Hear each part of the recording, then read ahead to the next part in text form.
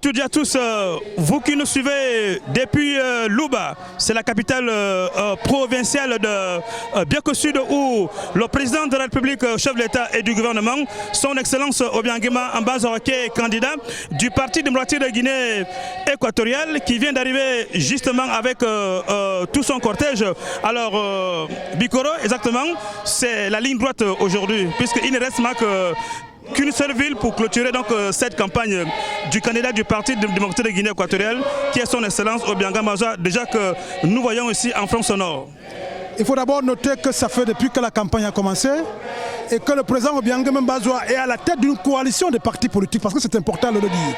Il y a une coalition de partis politiques parmi les partis politiques qui comptent dans ce pays, qui ont compris qu'au moment où la campagne se met en place, en fonction d'une lecture assez forte et précieuse de l'enjeu politique mondial, de la gouvernance mondiale et de l'environnement sociopolitique du monde, ils ont estimé que pour la marche harmonieuse de la Guinée équatoriale pour le futur, il vaut mieux que tous les Guinéens soient ensemble. Mais cela n'a pas empêché qu'il y ait des partis politiques en face du président Obiangema Ambazora pour le faire.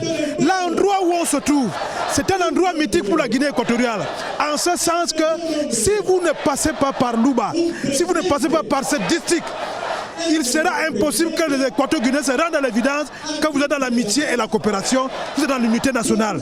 Cet endroit est mythique parce que les gens de cette île qu'on appelle île de Malabo ont accepté, au lieu d'aller au Nigeria, de rester ici en Guinée équatoriale pour construire ce petit pays, mais qui est devenu une référence mondiale.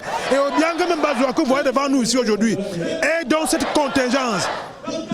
Depuis la prise du pouvoir, la libération en 1979, de celui qui prône l'unité nationale, surtout le développement intégré au sein de la sous-région. Il n'est pas inutile de le dire ici, Luciano, que dès sa prise de fonction, le président Obiangema Ambazora a compris que les Équatoriens ne peuvent pas vivre en îlot. Et a donc décidé de mettre en place l'ouverture vers la sous-région, notamment francophone, la CEMAC,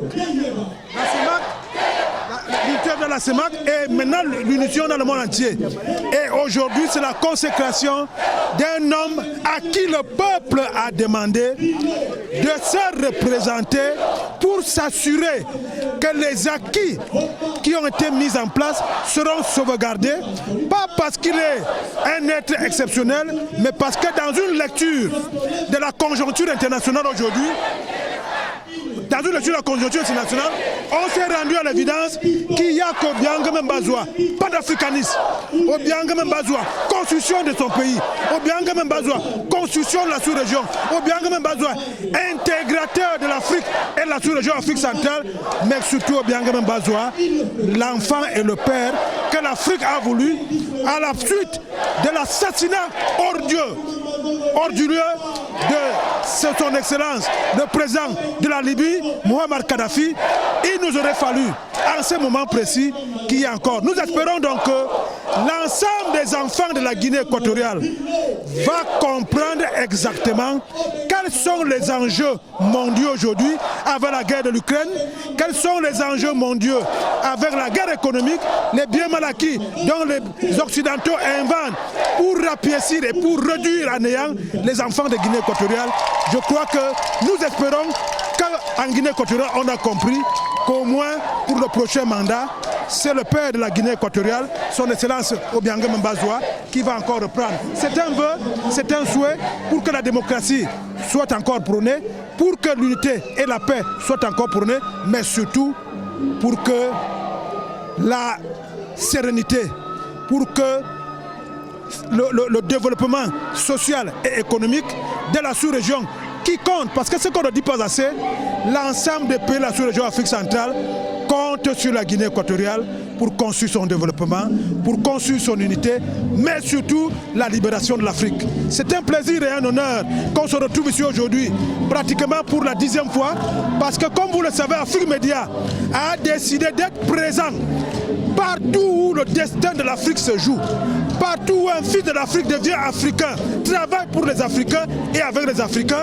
Et vous savez ce que ça nous a valu, mais toujours. Et puis, je profite, puisque je suis là, pour féliciter le secrétaire général du Parti démocratique de Guinée équatoriale, au Koro, pour féliciter le directeur de campagne qui a été si bien choisi, son Excellence Théodorine Obiangema de Mangue.